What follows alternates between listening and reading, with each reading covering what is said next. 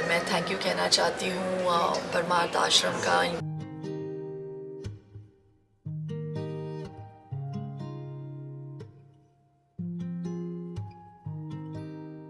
Hello, नमस्कार, आदाब, सत श्री अकाल। कैसे हैं आपके हालचाल?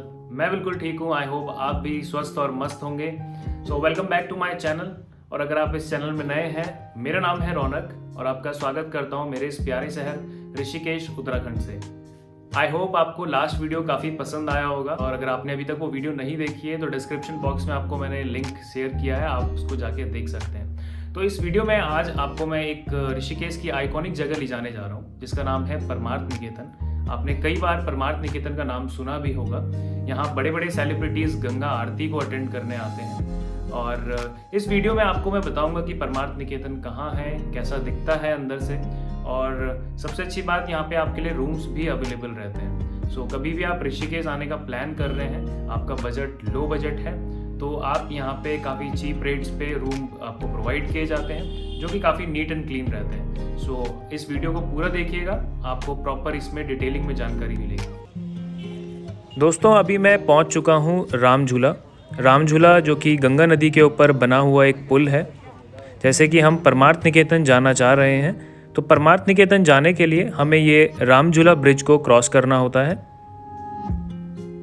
इस ब्रिज से आप सिर्फ पैदल या फिर अपने 2 व्हीलर से ही जा सकते हैं। अगर आप 4 व्हीलर में अपनी गाड़ी में आ रहे हैं किसी दूसरी जगह से, तो आपको यहाँ पे राम झूला में पार्किंग करनी होती है और आप यहाँ से पैदल परमार्थ निकेतन जा सकते हैं। तो जैसे ही आप पुल के दूसरे एंड पे आते हैं, आपको राइट हैंड पे मुड़ना होता है। ओके, तो अभी मैं पहुंच गया हूं परमार्थ निकेतन के मेन गेट पे। तो कुछ इस तरीके से दिखता है आपका परमार्थ निकेतन। तो आप जब भी यहां पे आएँ तो इस तरीके से पहचान सकते हैं परमार्थ को। और आसपास अगर आप देख पा रहे हैं तो यहाँ पे कुछ मूर्तियों की शॉप्स भी हैं जहाँ से आप मूर्तियाँ ले सकते हैं अपने घर पे डेकोरेशन के लिए। और भी अन्य तरीके की यहाँ पे दुकानें खुली रहती हैं। परमार्थ निकेतन के अंदर आप सुबह 6 बजे के बाद प्रवेश ले सकते हैं और रात्रि 9 बजे से पहले। अभी आप यहाँ पे देख रहे हैं कोरोना की कुछ गाइडलाइंस भी दी हैं, तो आप स्ट्रिक्टली इनको फॉलो कीजिएगा, जैसे कि मास्क लगाना, सैनिटाइज़र का यूज़ करना। और अभी हम अंदर आ चुके हैं, तो आप जैसे देख ही रहे होंगे सामने सुंदर पहाड़ और दोनों तरफ यहाँ पे बहुत ही अच्छा गार्डन बनाया गया है।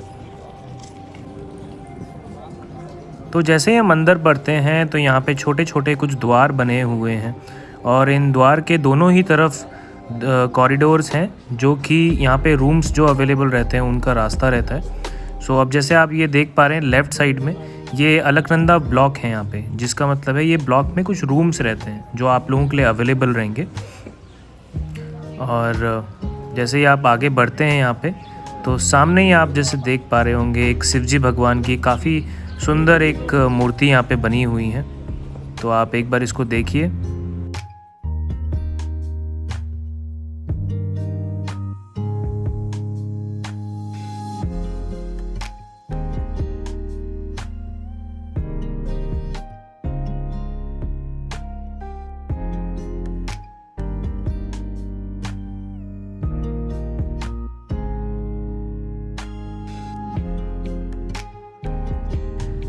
ऐसे ही कई सारी मूर्तियाँ यहाँ पे बना रखी हैं जिनकी अपनी ही कुछ कहानियाँ हैं, जैसे कि आप यहाँ पे देख पा रहे हैं श्रवण कुमार जो कि अपने माता पिता की सेवा करते हुए, आपने सुनी होगी कई बार इनकी कहानी भी।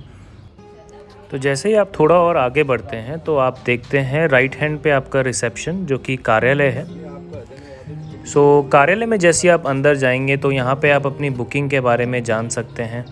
और ये रिसेप्शन के बाहर काफ़ी अच्छा गार्डन बना हुआ है, तो काफ़ी ग्रीनरी है यहाँ पे, तो आपको बहुत अच्छा लगेगा। कहीं भी आप दिल्ली जैसी सिटी से या फिर कैसी भी मेट्रोपॉलिटन सिटी से आ रहे हैं तो ग्रीनरी आपको काफ़ी अच्छी लगेगी यहाँ देखने में। तो ये सामने है आपका कार्यालय रिसेप्शन, जहाँ पे आप अपने रूम की अवेलेबिलिटी चेक कर सकते हैं जाके, और आपने जो भी बुकिंग कराई है यहाँ आप पता कर सकते हैं। ऐसे ही यहाँ पे कई सारे ब्लॉक्स बने हुए हैं, जैसे मैंने आपको अलकनंदा ब्लॉक बताया था, वैसे ही ये सामने यमुना ब्लॉक है तो इन ब्लॉक्स में रूम अवेलेबल रहते हैं। तो करीबन 800 से 1000 रूम यहाँ पे आपके लिए अवेलेबल रहते हैं। सो अब बात कर लेते हैं कि कैसे आप इन रूम को यहाँ पे अवेल कर सकते हैं।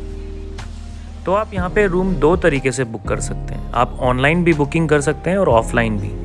बट मैं आपको ये ज़रूर कहूँगा कि जब सीज़न रहता है तो यहाँ पे रूम ऑलरेडी काफ़ी ऑक्यूपाइड रहते हैं। तो आप उस समय पे ऑनलाइन पहले से ही प्री बुक्ड करेंगे तो आपके लिए काफ़ी बेनिफिट रहेगा। बाकी आप ऑफ सीज़न में अगर आते हैं तो वॉक इन के थ्रू भी आप यहाँ पे रूम अवेलेबिलिटी मिलती है आपको, और आप यहीं पे आके बुक कर सकते हैं।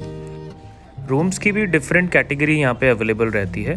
अगर आप फैमिली के साथ आते हैं यहाँ पे 4 बेडेड रूम्स भी हैं। सिंगल पर्सन अगर आप आते हैं तो यहाँ पे वो रूम्स भी आपके लिए अवेलेबल रहते हैं। और अगर मैं प्राइजेस की बात करूँ तो वो भी वेरी करता है आपके कैटेगरी के अकॉर्डिंग। अगर आप फैमिली के साथ आ रहे हैं तो उसमें 4 बेडेड रूम आपका 2000 रुपीज़ तक यहाँ पे अवेलेबल रहता है। और आपके लिए सिंगल पर्सन अगर मैं बात करूँ तो 600 to 800 यहाँ पे रूम आपको अवेलेबल मिल जाता है। अब हम पहुँच गए हैं यहाँ की कैंटीन में, जहाँ पे वेजिटेरियन फूड आपको प्रोवाइड किया जाता है। तो आप जब भी यहाँ स्टे करने आते हैं तो यहाँ पे आके भी आप अपना लंच हो या ब्रेकफास्ट हो या फिर डिनर हो, आप यहाँ पे ले सकते हैं। कैंटीन भी आपको काफ़ी नीट एंड क्लीन देखने को मिलती है, तो आप आराम से बैठ के यहाँ पे अपना खाना खा सकते हैं। यहाँ पे थाली सिस्टम है, चाय समोसे आपको मिल जाते हैं, मिठाई आपको मिल जाती है, और 80 रुपये में आपको थाली भी प्रोवाइड कर दी जाती है, जिसमें आपकी सब्जी, रोटी और दाल चावल प्रोवाइड किए जाते हैं। परमार्थ निकेतन ऋषिकेश में one of the iconic structure है, जो कि 1940 में बना था, जिसको बनाने का श्रेय स्वामी सुखदेवानंद जी को जाता है, जिनका उद्देश्य लोगों की सेवा करना रहा है। पिछले 70 सालों से यहाँ पे हर साल लाखों लोग आते हैं और योगा, मेडिटेशन, रेकी जैसे संबंधित चीज़ों की शिक्षाएं लेते हैं।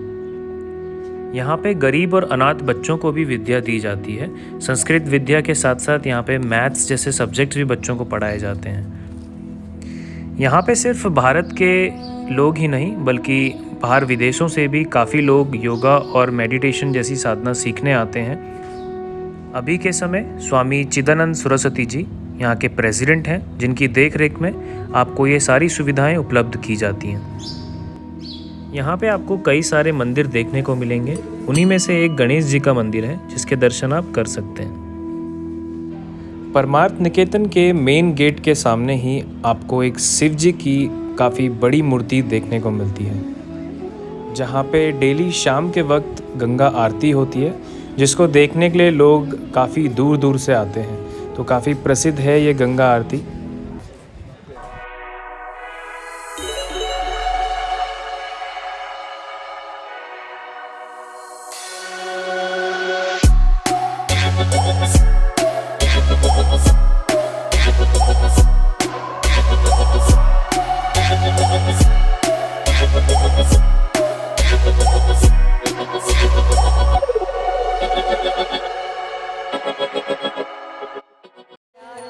हर शाम को इसी तट पर गंगा जी की आरती होती है, जो कि मन को काफ़ी ठंडक पहुंचाती है, जितना गंगा जी की नदी का जल ठंडा होता है।